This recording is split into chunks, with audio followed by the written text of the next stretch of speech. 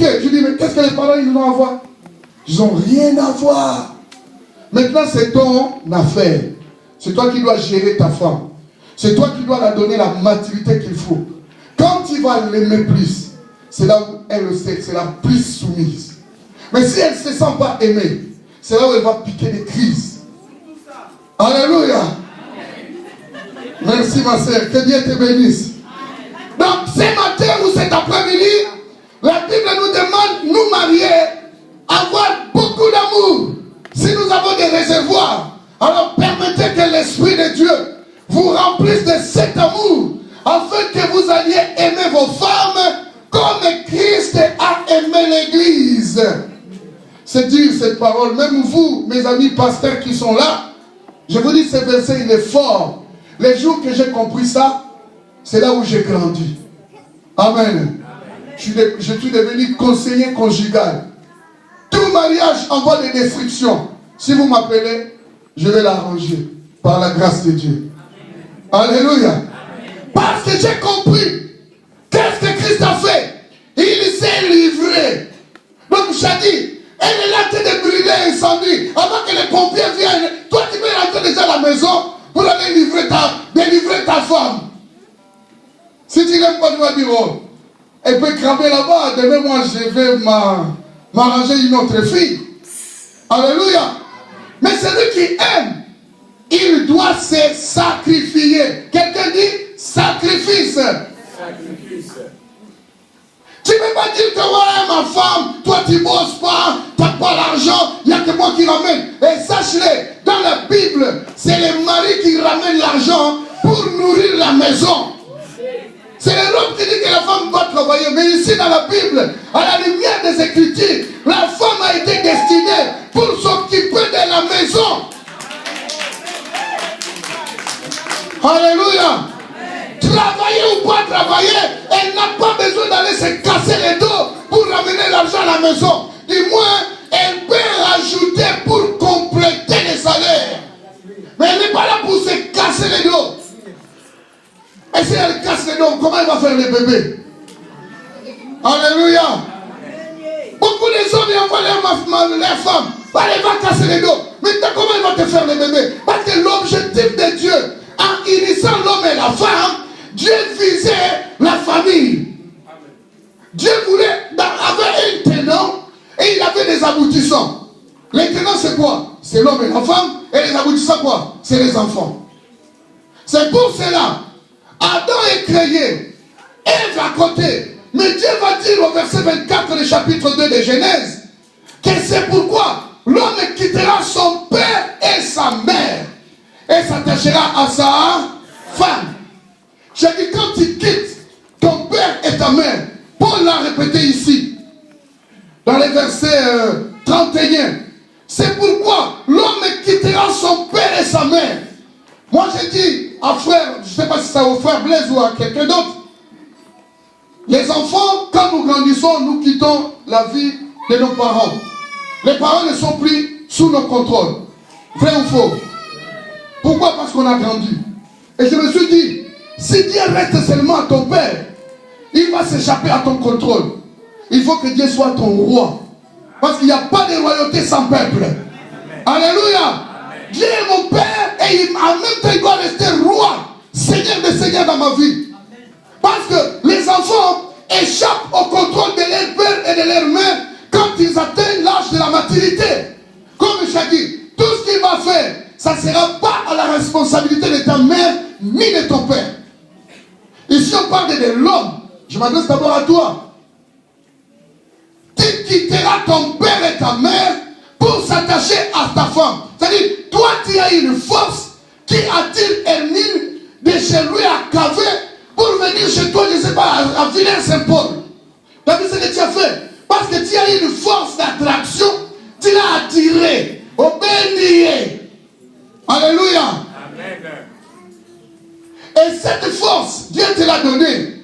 Et comme tu as quitté ton père et ta mère, sache que maintenant, tu es indépendant. C'est-à-dire, tu ne dépends plus de papa, maman et maman Chantal, mais tu dépends de Dieu. Même si tu échappes sous le contrôle de Ngoma et Chantal, sache que la caméra de Dieu est au-dessus de ta vie pour voir comment tu vas gérer la vie de ton mariage. Amen. Tu es encore jeune, je crois que tu as arrêté de voir. Au souvenir d'abord, écoute. Vous savez, la foi de quelqu'un n'est pas éprouvée quand il est dans la masse comme ça. Jamais quelqu'un a été éprouvé quand il est dans la masse. Nos foi, vous et moi, vous qui êtes là et moi, nous sommes éprouvés quand nous sommes seuls. Quand tu es tout seul, c'est là où maintenant on mesure ta foi. Les épreuves vont venir pour te visiter. Joseph était éprouvé quand il était seul. C'est pas dans la multitude. Alors, je dis, le mariage, c'est une responsabilité. Amen. Amen. Toi aussi, le mariage, c'est quoi? C'est une responsabilité. Et comme c'est une responsabilité, je dois être sérieux, discipliné et serein. La sérénité, c'est très important. Amen. Amen. Amen. Amen. Il dit ceci, Paul qui dit, il dit, personne que les maris doivent aimer leurs femmes comme leur propre corps. Oh là là, c'est trop fort. Aimer ma femme comme mon propre corps. Ton propre corps, comment tu prends soin? Les matins, tu brosses, tu te laves, tu parfumes, tu achètes des bijoux. C'est-à-dire, ta femme, c'est ton propre corps. Mais Dieu est terrible. Vous savez pourquoi il a créé l'homme? Il a créé la femme. Il ne voulait pas que l'homme puisse se suffire à lui-même. C'est pour ça qu'il a créé un vis-à-vis. Et aujourd'hui, Shaggy, la Bible dit que tu dois aimer Irmi comme ton propre corps. Car jamais personne n'a haï sa propre chair. Comme je suis là, jamais je peux haïr ma propre chair. Cela veut dire, si je suis blessé, rapidement, si j'ai le courage d'appeler les pompiers, je vais les appeler. S'il n'y a pas de courage, je prends la voiture aux urgences. Pourquoi? L'amour de son propre. Tu ne veux pas que ça s'abîme. Et tu ne peux pas aussi faire l'autodestruction. Beaucoup de gens, ils n'ont pas l'amour de leur propre corps. Ils font l'autodestruction. Et moi, je vais vous dire, dans l'aventure où vous êtes rentrés, disciplinez-vous, aimez votre femme comme votre propre corps. La Bible dit, il nourrit et il prend soin, comme Christ l'a fait pour l'Église, parce que nous sommes membres de son corps. L'homme quittera son père et sa mère et s'attachera à sa femme. Les deux deviendront une seule chair. Amen. Amen. Amen. Écoutez ce que Paul dit. Il dit que ce mystère est grand. Le problème, c'est que beaucoup de gens s'engagent dans des mariages, mais ils ne savent pas que le mariage, c'est un mystère. Le mariage, c'est un secret.